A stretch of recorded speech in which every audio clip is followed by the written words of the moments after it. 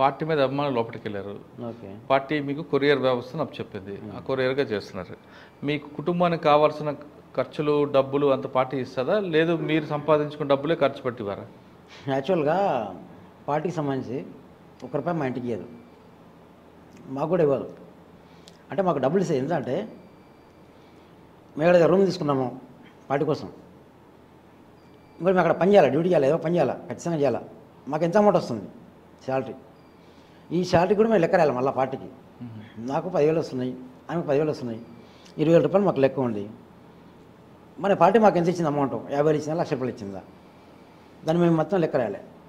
Chicken తిన్నామా అది లెక్క రాస్తాం, తినాలా దాన్ని కూడా డిస్కస్ చేయాలి, మళ్ళీ కూడా తినాలా దాన్ని కూడా డిస్కస్ చేయాలి. మేము ఇద్దరం, నా భార్యని ఇద్దరేమే ఉంటాము, ఇద్దరం ఓకే అనుకుంటే చేసుకోలేదు కూడా, దాని లెక్క రాయాలి. మళ్ళీ 30 రూపాయలు చికెన్. నేను ఉద్యోగం చేసినా కదా, ఆడ కూడా పార్టీకి ఇవ్వాల్సింది. మీ ఉద్యోగం వచ్చిన జీతం కూడా డబ్బులు కూడా పార్టీకి లెక్క చెప్పాలా? మొత్తం లెక్క ప్రతి రూపాయి లెక్క చెప్పాల్సింది. ఇట్లా శాలరీ ఇట్లా వస్తుంది, ఇట్లా ఖర్చు అయింది, ఇట్లా భోజనం ఇట్లా అయింది, బియ్యం ఇంత, కూరగాయలు ఇంత అయింది, వారానికి ఇంత అయింది, ఇట్లా అని చెప్తాను లెక్క. ఒకవేళ లెక్క చెప్పకపోతే చెప్పాలి, అది ధర్మం. అది చెప్పలేని పరిస్థితులు మూర్ఖుడు అంటారు అని, మూర్ఖుడు అంటే దొంగ పని, అట్లాంటి మనకు చేయదు అట్లా. మీరు ఎక్కువ కాలం ఎక్కడున్నారు? కర్నూలు ఉన్నారా, నంద్యాల ఉన్నారా? నంద్యాల కర్నూలు చేసిన. అంటే అక్కడ అంతా డాక్టర్, ఆర్ఎంపీ డాక్టర్ గానే చాలా మంది. ఆర్ఎంపీ డాక్టర్ అంటే నేను జట్పోలు మన కొల్లాపూర్లో డాక్టర్గా పెట్టిన, పెద్దదగడ అని జూపల్లి కృష్ణరావు కాన్సెంట్లో పెట్టిన. వాళ్ళ సొంత ప్రాపరు జూపల్లి కృష్ణరావు, అది పెద్దదగడ వాళ్ళది, ఎవరో జూపల్లి వాళ్ళది. అక్కడ ప్రాక్టీస్ చేశాను నేను. జట్పోలు గ్రామం ఉంటుంది అక్కడ. అంటే కర్నూలు నంద్యాలలో పైకి ఏమో ప్రాక్టీసు, లోపటేమో కొరియర్. ఓకే. ఒక్కోసారి అడవుల్లో ఏమైనా అన్నాళ్ళకి ఏమైనా ఇబ్బంది అయితే ఇక్కడ నుంచి డాక్టర్లు, ఆర్ఎంపీ డాక్టర్లు లోపలికి వెళ్ళి ట్రీట్మెంట్ చేస్తుంటారు. అలా మీరు ఎప్పుడైనా ఎవరికైనా చేశారా? చాలామంది చేసిన నేను అట్లా. మీకు బాగా గుర్తుండిపోయిన వ్యక్తి చెప్పండి, పెద్ద వ్యక్తి. పెద్ద వ్యక్తులుగా నాగన్న ఒకసారి చిన్న ఇన్సిడెంట్ జరిగింది. నాగన్నకు జరిగింది ఒకటి. నాగన్న దిల్లకండ నాయకుడైనా ఏదో ఫైరింగ్ జరిగిందట వాళ్ళకు, మనకు పెద్ద తెలియదు. అప్పుడు అందుబాటులో నేను ఉన్నా, రమ్మగారు అయితే బాగుంటాడు ఓకే అని చెప్పి నన్ను తీసుకుపోయారు. ఒక 1 వీక్ అట్లా ఉన్నా అక్కడ అన్న దగ్గర ఉన్నా, స్టే చేసి మొత్తం ఓకే చేసిన, డ్రెస్సింగ్ స్విచర్స్ చేసి పంపించేసిన.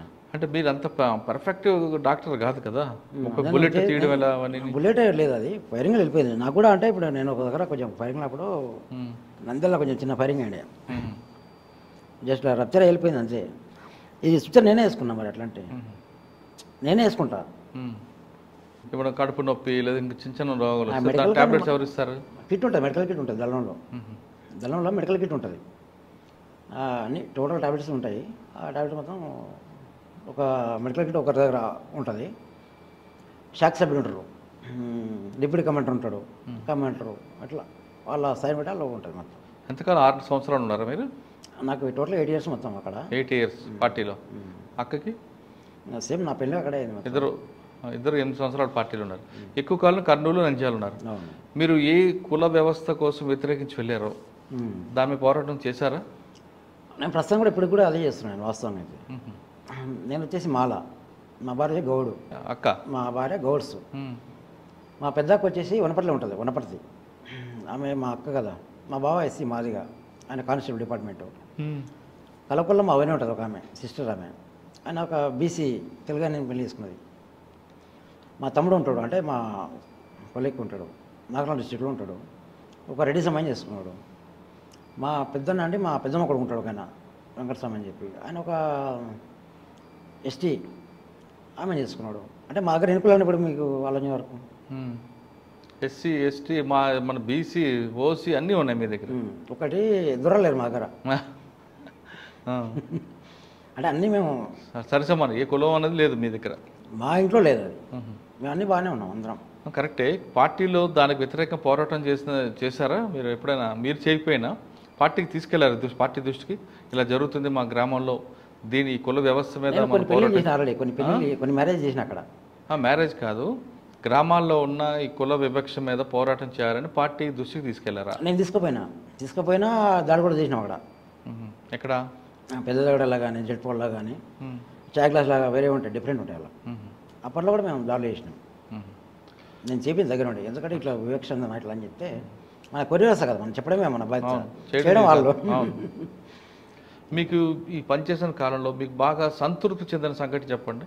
సంతృప్తి అనేది లేదన్నా. లేదా? ఎందుకు? హ్యాపీనెస్ లేకుండదు, ఏముండదు అక్కడ. కొన్ని సందర్భాల్లో వాటర్ లేకుండే వారం రోజులు మొత్తం మేము అంటే లోపలికి ఒకసారి వస్తాం కదా, సిటీలో ఉంటే మేము స్నానం చేస్తాం రోజు. ఒక్కోసారి మాకు పార్టీ పని మీద ఉండి దళ్ళకి వెళ్ళిపోతుంది, అక్కడ వాటర్ ఉండదు, నాసు ఉంటుంది, ఇట్లా వాటర్ చిన్న ఎయిర్లాగా పోతుంటుంది, ఖర్చు పెట్టుకోవాలి, వాటర్ తాగాలి. ఆడ 2 days పోయినా ఉంటుంది, మొత్తం పాసిపోయింట్ అన్నం అది. మళ్ళీ వాటర్లో దాన్ని మొత్తం క్లీన్ చేసుకొని ఆ భోజనం చేయాలి. అట్లా దళాలు అట్లా కష్టపడతాయి. మేమైతే ప్రజెంట్గా అయితే కొంచెం సిటీలో ఉన్నాం కదా, సంతృప్తి లేదు, అసంతృప్తి ఉందా? పోనీ అట్లాంటి కూడా ఏం లేదు. ఉద్యమంలో పనిచేసినందుకు నాకు బాగా హ్యాపీగా ఉంది.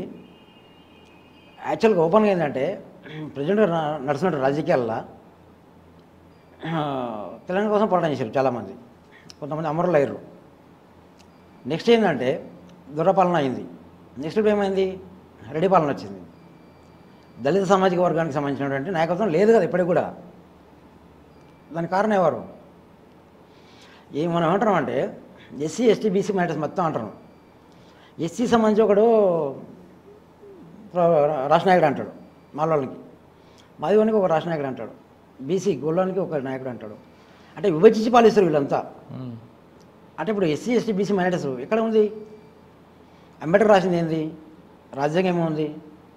ఆ రాజ్యాంగాన్ని కూడా వీళ్ళు ఏం చేస్తున్నారంటే తీసి మళ్ళీ ఇప్పుడు వాళ్ళ కోసం అవసరాల కోసం, ఇప్పుడు వాళ్ళ అవసరాల కోసం మళ్ళీ మార్చి రాసుకుంటున్నారు వీళ్ళు. అదే అదే అది ఎంతవరకు సంబంధించిన నాకు అర్థం కాలేదు ఇప్పుడు కూడా.